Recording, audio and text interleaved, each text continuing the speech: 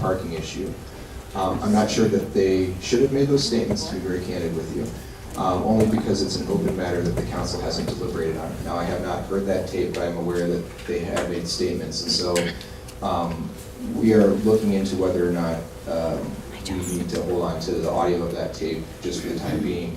In the interim, what I don't want to do is make the problem worse by putting information on video or online that would then have 3 council members speaking publicly about something that is not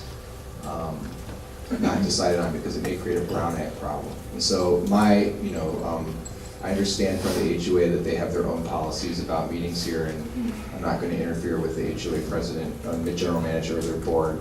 But I've also just asked one resident of our community who's filming this meeting, but he's told us he's going to continue filming anyway. So I really don't know what to do other than to tell you that at this point, the best way for me to conduct this meeting and make good use of your time is I can use this as a listening forum on parking issues. I won't be able to provide you feedback tonight probably because of that, because I'm not going to put the city in a legal problem. But I will be happy to listen to everybody about the parking issues. And then as it relates to the housing bond, I can speak to you about the housing bond because that matter is no longer in front of the council. We voted on. Do you have any precedent where others would videotape and it's caused people around quality or a precedent for that? I honestly, sir, I did not come here tonight expecting it, so I have not done a legal analysis of it. I'm just telling you what this... Bringing that up is kind of a non-starter. Okay, well, you're entitled to your opinion, and I'm just following what the HOA and the people hosting this meeting. Yeah, I'm just following what I was asked to do. All right. So, Charlotte, you can stand a little to the left. There you go. Okay. Very good. Yeah. All right. What? Well, hold it, please. What? Shouldn't there be some kind of record keeping on what we have to say? This is not an official meeting of any entity other than Joyce brought this together in a very lapse of judgment. She invited me to be a moderator. And I agreed. I'm an inmate over here at Building E, and she bailed me out, so on the condition that I be the moderator. So forgive her for that. Anyway, let's try to do our best, and John will do what he can do under the circumstances, okay? Can you take down the podium so we can see? Oh, Or this? if he can stand? Yeah, just so we can see when he's speaking, Put it on or the- whomever is. Thank All you right. so much. Perfect. Okay. Good. Thank you. He seems to be sitting there. Thank you. Okay, as I said, my name's Ron Freud. I'm going to moderate tonight and do the best as I can.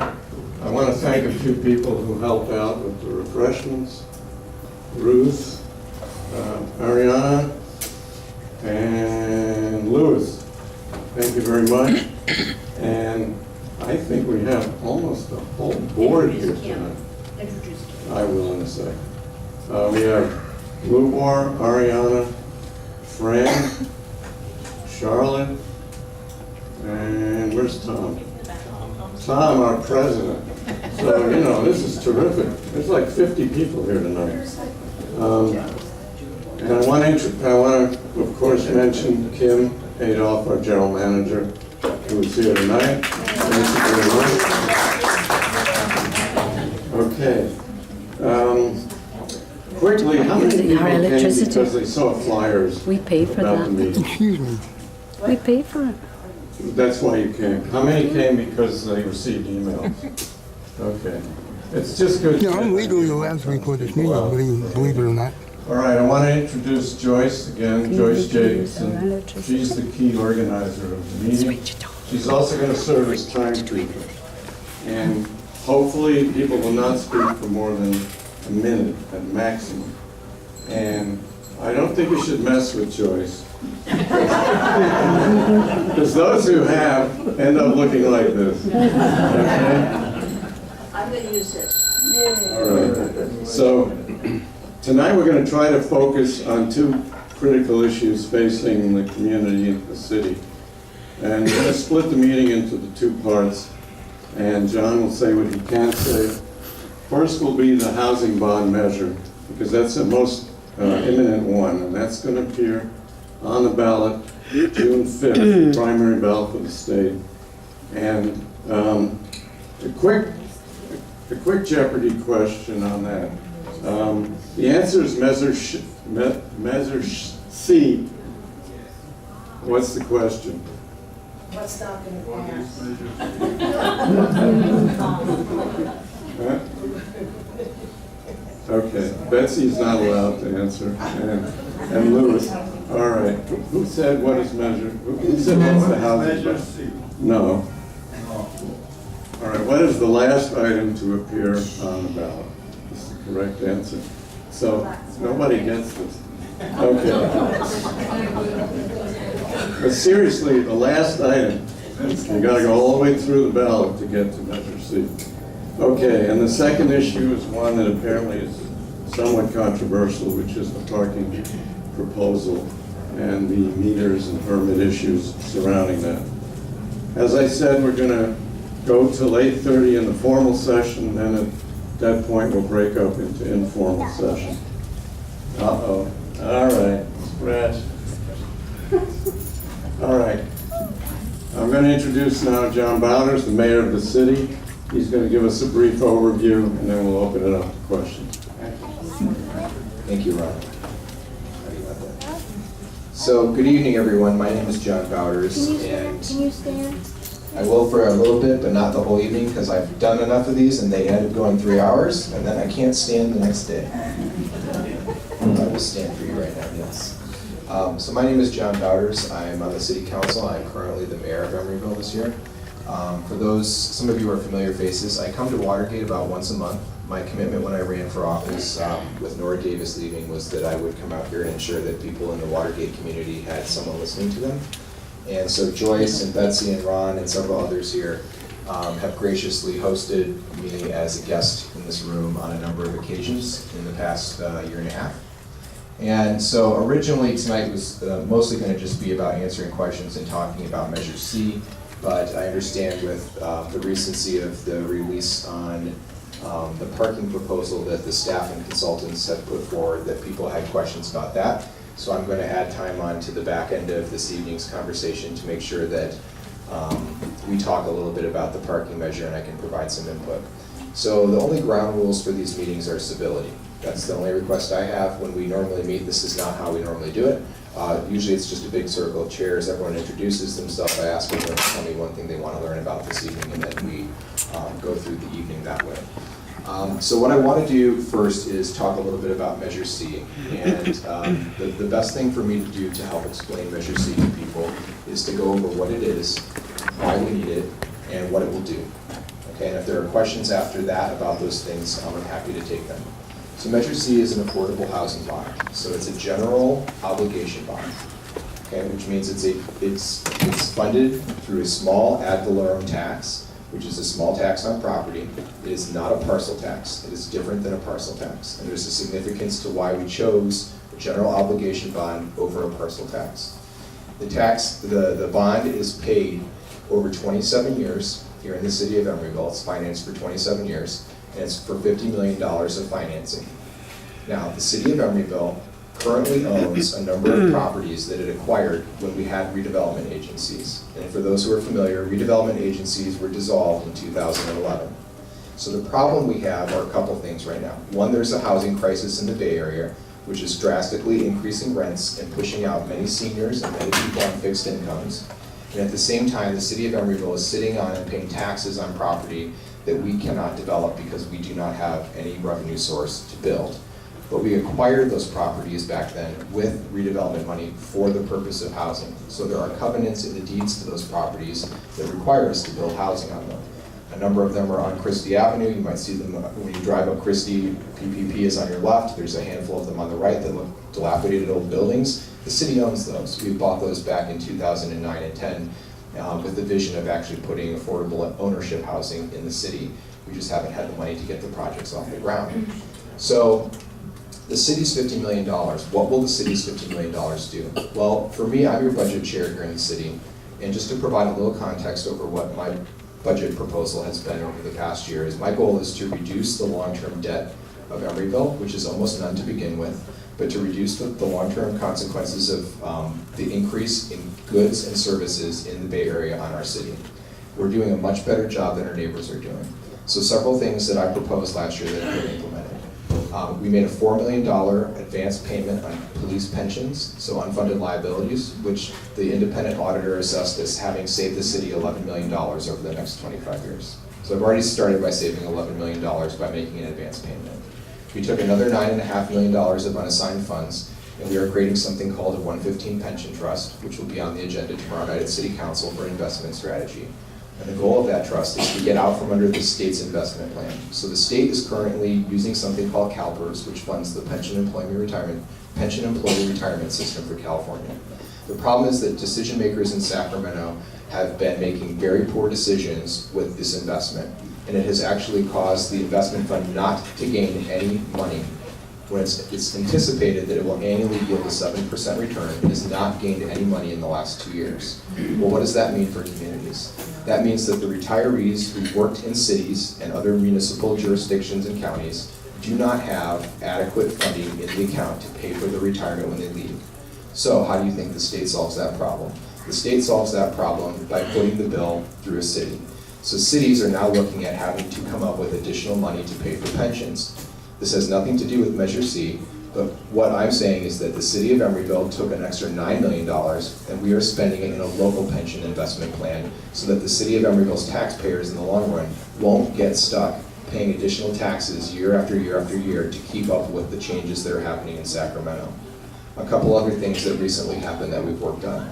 People in this room, we all pay the PBID to the Transportation Management Authority. So there's a nonprofit that manages the Emeryville. The city does not manage the Emeryville. We serve in the position as tax collector for that agency, okay? And every year you get on your tax bill a little thing for the PBID. Well, last year I sat down with our finance team and I said, well, who's paying and not paying? Because everybody in this room, when you get your tax bill, it's already on your tax bill and it's there for you built in. But it turns out that there's a handful of property owners in the city of Emeryville who qualify as special districts who do not get that on their tax bill. You actually have to bill them. And so there's almost $800,000 in funds that are due to the Emeryville that have never been collected, it turns out.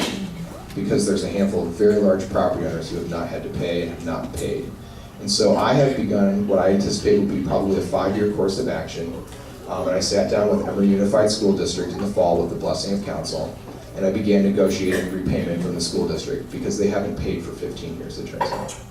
To their credit, for the last 8 months they worked with me, and last Wednesday their board voted to repay the Emeryville $300,000, which is the total amount they owe the Emeryville. So in taking these types of steps, the point I'm raising, why I'm raising these things first, is that my goal is the same goal you have. I don't want taxpayers in my city to be paying for things that should be paid for by other things that can be leveraged from other places of money, okay? Something I got to announce, I went to PPP for one of these last night. If you follow my blog, you will remember that in January, I put out a call for people to write in support of quiet zones. So we have in our capital improvement plan, long-term goal is to put the second arm gates at all the crossings so that we can actually create quiet zones. In order to have the horns turn off, you have to do that. I'm very pleased to announce that I served on the Transportation Commission, and last Thursday, they announced in front of the whole board that the city of Emeryville was the very first city in the state of California to be awarded a full grant for train crossings. We now have all the money to do this of the train crossings. So they're giving us, the state is giving us a $4.2 million grant, and the county has committed to give us the other $2 million necessary. And so it will not cost a single person in this room a penny to build that infrastructure for the city. So my favorite line is, I love to spend other people's money for us, right? And so that's my goal, is as many times as possible is to find ways to bring the services to you, the taxpayer, with as little cost to you as possible. So there's a whole lot of things going on in the state and the local finance space, right? And one of the things that we're trying to do is we have been listening to voters and we have been listening to people for a number of years, what things are priorities for you. And one of those things that's near the top is housing affordability. So some people in this room, I'm sure, are property owners, and some of you are tenants in this complex, right? About 50% of the people who live in Watergate now are tenants. Many of them are seniors. One of the things, and I'm not going to name them, I see a few people in this room who I know, who are really at risk of losing their housing who are seniors, right? They were people who came to me privately and said, I may be forced to leave this community after living here for over 20 years if I can't find an affordable place to stay. And so we sat down and we thought about it. How can we make housing affordability real in Emeryville? Some people say, can you rent control? State rent control laws actually preclude Emeryville from rent controlling almost every property in this city. We can't legally do it. So we looked at some other options. And the truth is, we said, we have all these properties sitting over here that we own, that we haven't done anything with, that have to be used for housing. And we have a housing crisis, and we have the ability to do some things that make our budget easier to work. And why do I say make our budget easier to work? We take 20% of all the increment tax, which is the type of tax the state gets back to us from other sources the state gets money from. We put 20% of it every year into a housing fund, slowly cobbling together enough money to build housing developments in the city for seniors and other people who are on fixed incomes. And the reality is that we could actually take that money, we could put it to things like public safety services and public works and seniors and rec programming if we had another dedicated source for housing. So part of my strategy with the budget was if we could kind of kill multiple birds with one stone, if I can use a vile analogy, we could actually make a difference, right? And it's the right thing to do. We have space where housing can be built, housing that can be ownership housing, because if the city is putting the money in, we don't have to be at the whim of private developers who say just more market rate rental property. We can actually make affordable condominium ownership opportunities for seniors who are on fixed incomes and other working people. And so the $50 million bond is coming at the right time. We put it on the June ballot for a reason. Okay, the county approved a bond measure. The county has its own pot of money, and a good portion of that money is out there in what we call a match fund, which means that any city that puts forth its own dollar, the county will give us $1 to match it. So if we put $2 million up to get a project started, the county will give us $2 million. The state is going to have its own $4 billion fund, most likely in November. If the state has that fund, that is also proposed to be a match fund. So by you voting for Measure C, $1 that you put in, I can potentially pull $4 or $5 from other places, meaning that we can do more good and do more of what we need to do at a lower cost to Emeryville. Whereas right now, if you think about it, you're on a long-term payment plan where more and more of your general payments to the city have to slowly get socked away to do this anyways. So we're basically making an advanced payment on this in a way that will actually yield a social benefit and produce a long-term benefit to the city. Now, why did we choose a general obligation bond over a parcel tax? It's a question a lot of people ask. Because you cannot create a senior exemption for a parcel tax, or you can for a parcel tax, but you can't for a bond. There's a couple reasons. With a parcel tax, you can never change the rate. The rate will always be fixed. It's fixed based on the square footage of your house, so unless you're tearing a wall off your house and making your house smaller, the amount you pay will always stay the same. But a general obligation bond is based on the assessed value of the city. So if we do a $50 million bond, and today the total value of the assessed value of the city is half the size of this table, right? And we know that the public market is going to be coming online soon, all the housing that goes there. Sherwin-Williams is coming online. We have the transit center coming online. None of those properties are currently assessed.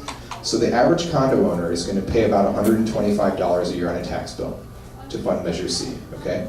But with all these new properties coming online, the debt amount has not changed, but the amount of assessed value has changed, which means the amount of money to be repaid is dispersed over an even greater group of properties. So the analysis we had done by Standard & Poor's on this measure said that the average taxpayer in Emeryville will see a considerable decline, even from just $120 a year, $10 a month literally, will see a considerable decline in the obligation over the first 5 to 10 years because the assessed value of the net of the city is going to grow. Does that make sense to everyone, or is there people who don't understand that? You don't understand? You don't understand? I don't understand because where are these assessed values? My place is assessed, and if I read Measure C correctly, for let's say 400,000, and it said 4 cents or 100. Right. So let me explain the difference. So I'm up to $400, which is nowhere near. No, that's not quite how that works. Right. That's a great question. So there's two things we have to think about. There's assessed value and there's market value. Market value is what your house could sell for today if you looked on Zillow or Redfin or these things. Right. So your market value is not assessed value. right? And so some of you, if you've lived here a very long time, your assessed value is going to be considerably lower than the market value because of Prop 13. Your total tax obligation is captured, and there's a fixed rate at which it can increase. So your assessed value, if you have a house that's assessed at $400,000, your assessed value is under $200 because it's less than $49 per $100,000 of assessed value. So if you have an assessed value of $200,000, you pay less than $100 a month. Assessed for all. Okay, so it's based on the assessed values, right? But again, my point is that over time, this is going to decrease considerably because the city has a net assessed value.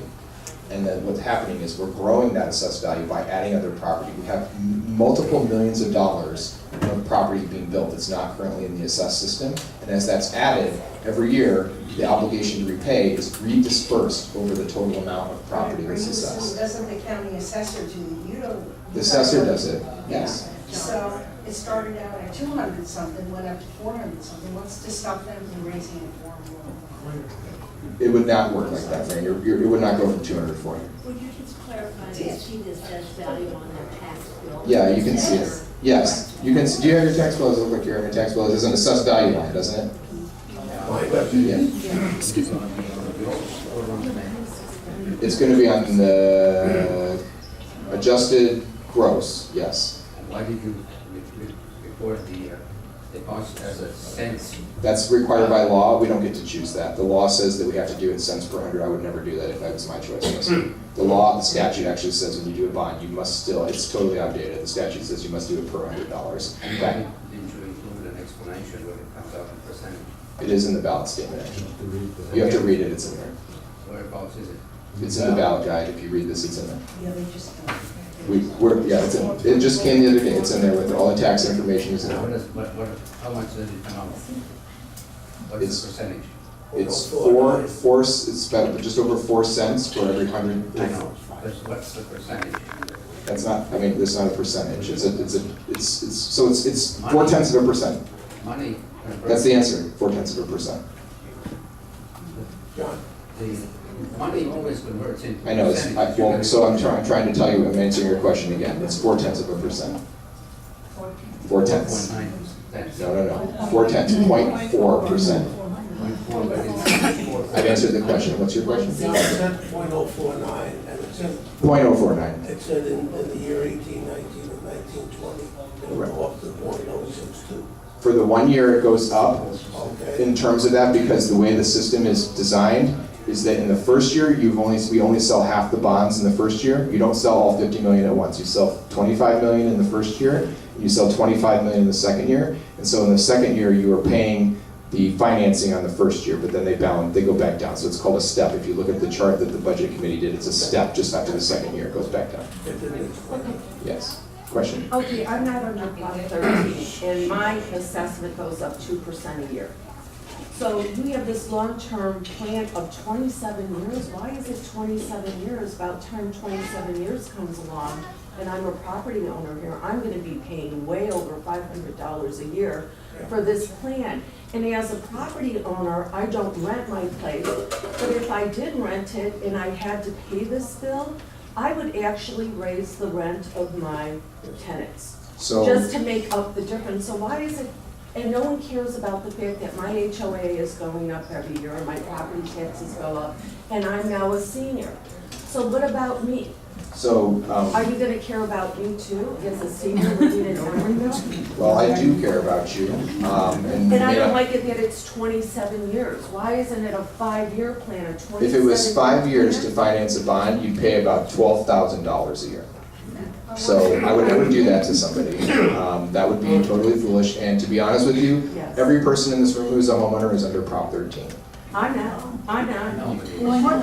You are by law, literally, because Prop 13 fixes the rate at which your assessment goes up. As soon as you become a homeowner, the year in which you acquire the property, it is capped how much your property assessment goes up. Because if it was actually done like it's done in other states, it would be based on land value. So you and I would be paying 10 and 20% increases like they do in Illinois.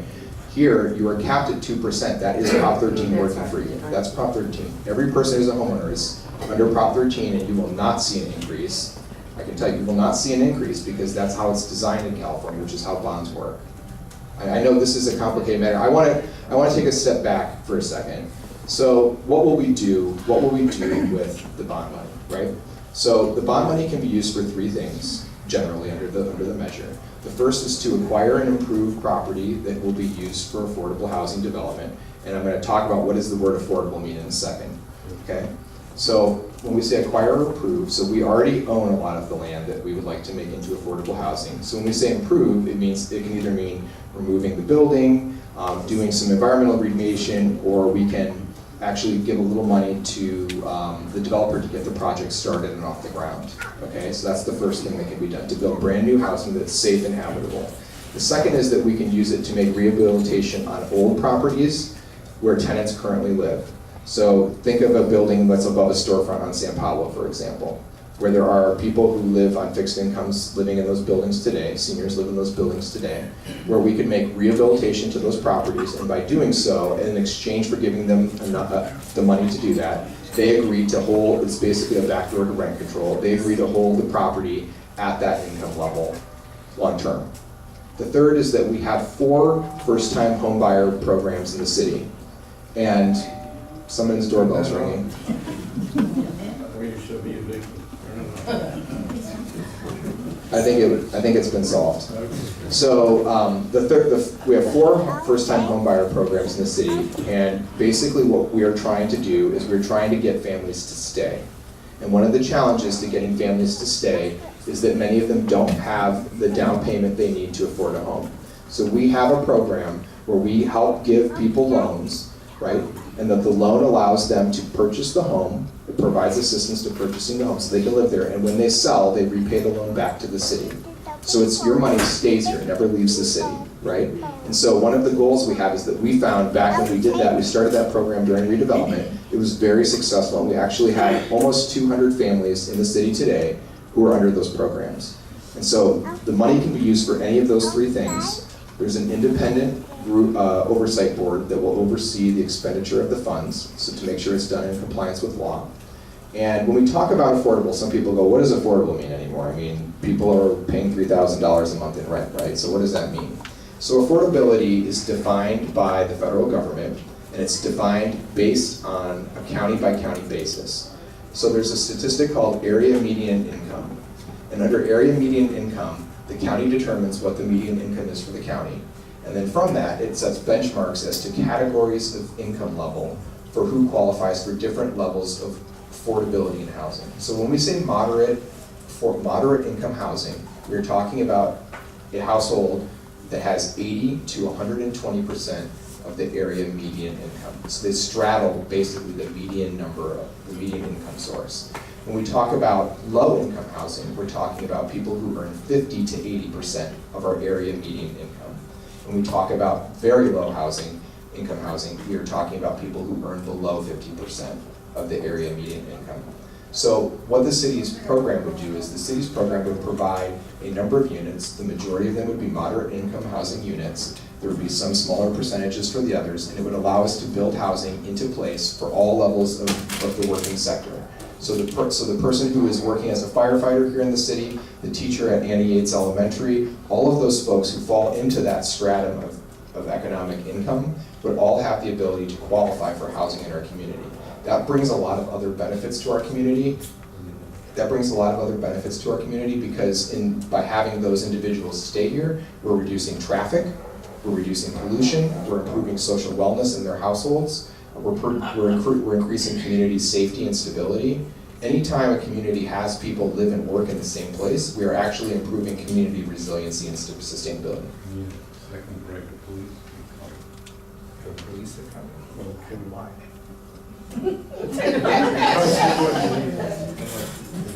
It's up to you. If you don't want to. We're already into this meeting. I think the police can go. Unless this is the HOA's decision. The HOA wants to. Okay, it's the HOA's decision. So there you have residents saying they don't want to be filmed, and so I'm going to let you do your thing. All right, give us a minute, please. You know, anytime a public official speaks, that's news. You cannot suppress when a public official speaks. I'd like to amend I'm not gonna rule on the legal issues involved here, okay? So, we can take a 1 minute break. Sorry about that. All right.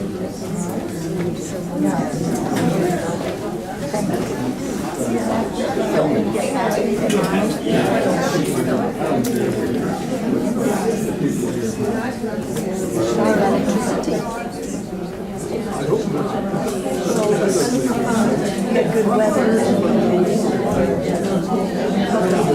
What do you think of when you think of